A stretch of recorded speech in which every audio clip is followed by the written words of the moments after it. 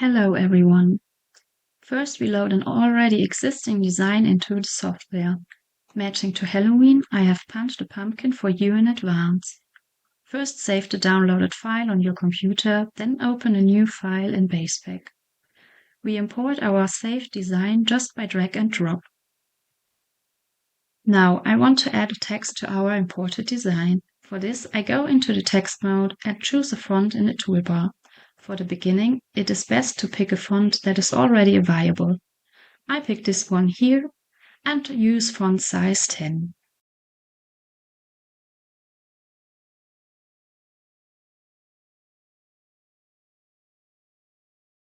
To make the design look more attractive, I would like to place my objects. Therefore, we switch into the model mode now. Here I can move, rotate, or mirror the individual objects without changing the object itself. I select the object in the film and move it now. That's how I like it. But I think the spider still has to go somewhere else. To do this, I first ungroup the objects. I do that in the film as well, and I do it here. If you can't ungroup your objects, make sure you have previously set blocks in your design and group them together. Under the Block tab in the main menu, you find the function Make Automatically to split your objects into blocks. Now the pumpkin and the spider are separated and I can move my spider individually. Just select the spider in the film and then move it. If you want the spider to hang down behind the letters too, check your order of embroidery. Take a look at the top of the film. Here you have two little tabs. Currently, we are in the block selection. Next to it, you will find the second one, the order of embroidery, where you can see your individual order. Now, check where your spider is. Here is mine, and here are my letters. So, my letters are at the end of my embroidery order, which means that they are above the threads of the spider. If this is not the case for you, you can click at the individual elements and drag them into the right order.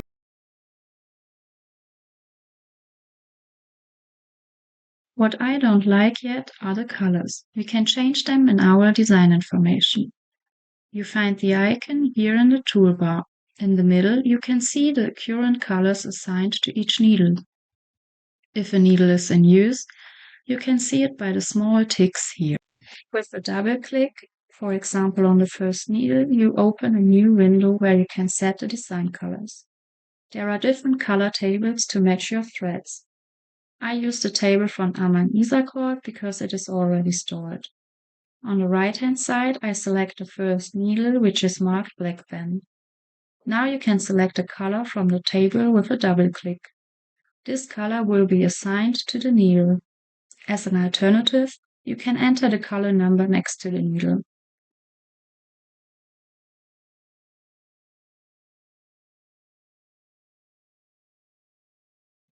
When you have changed all colors, confirm the changes with the OK button.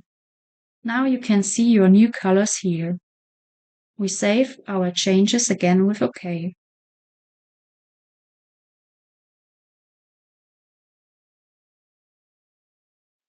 Now, save your pattern as usual and export it as a ZSK transport code to embroider it on your machine afterwards. Have fun!